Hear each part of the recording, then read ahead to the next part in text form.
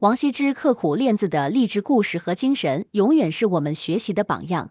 提起书圣王羲之，相信大家一定非常熟悉。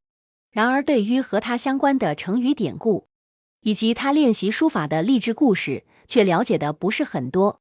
正是因为他锲而不舍几十年的刻苦练习，最终才让他的书法艺术达到了前无古人、后无来者的高度，成为人们学习的榜样。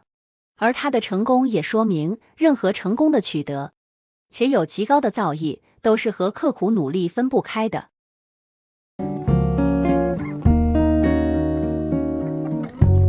王羲之从小就非常酷爱书法，7岁时就写得一手好字。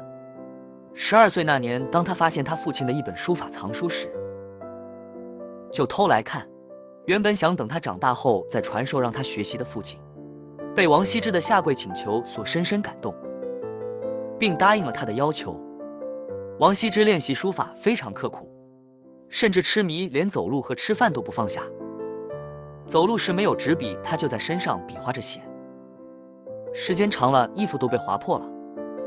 有一次他练字时竟忘了是在吃饭，于是他居然把饭菜蘸住沫吃了起来，而且还吃得津津有味，满嘴黑沫。由于他时常临池书写，就吃喜宴，久而久之，池水全部变黑了，这就是后来人所说的墨池的由来了。王羲之深苦钻研书法艺术，连他的婚事都与此有关。王羲之的叔父王导是东晋时的朝廷重臣，与太尉西涧是好友。西涧有一位如花似玉且才貌出众的女儿，想把她许配给王导的儿子或者侄儿中的一位，成为他认为满意的女婿。王导当即表示同意，并回到家中将此事告诉了大家。子侄们久闻西家小姐德贤貌美，都想得到她，所以当西家来人选婿时，都忙住精心准备了一番。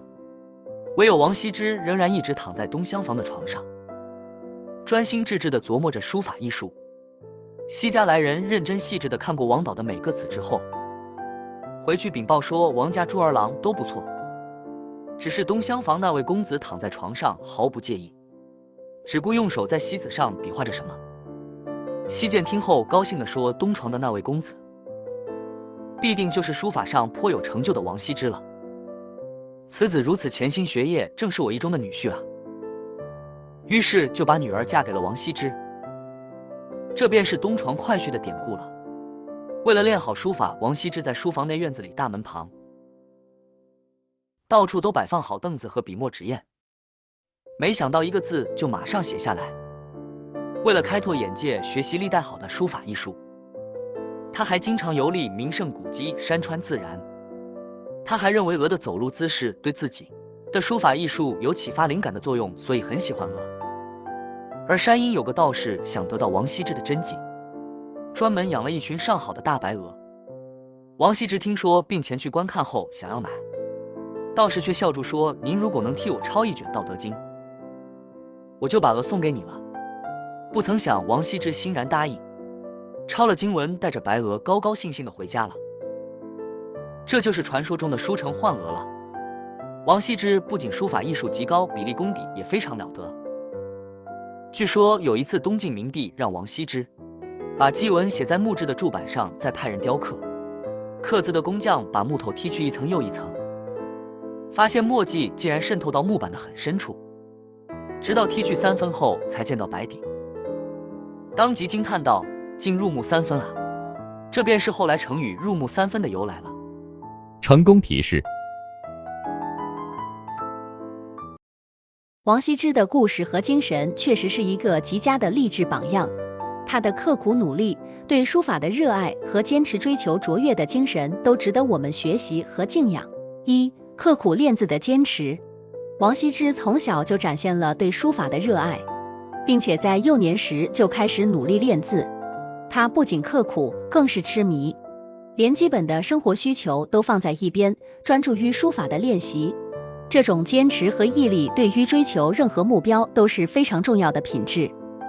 专注致志。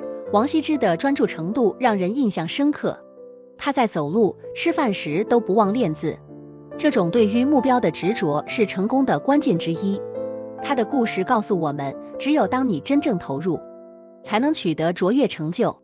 3. 追求卓越。王羲之的追求不仅是练习，还包括学习和涵养。他游历名胜古迹，观察自然，这些丰富的经历都为他的书法提供了灵感。这提醒我们要追求卓越，需要不断的学习和开拓视野。4. 不为物质放弃信念。王羲之愿意用自己的书法换取一群白鹅，这种不为物质放弃自己的信念的精神，是我们可以学习的品质。有时候，价值观和信念比物质更重要。5. 品质和技艺的高度。王羲之的书法艺术被誉为前无古人，后无来者，他的笔力功底更是非常了得。他对书法的卓越追求和技术的精湛表现，是我们可以努力模仿的目标。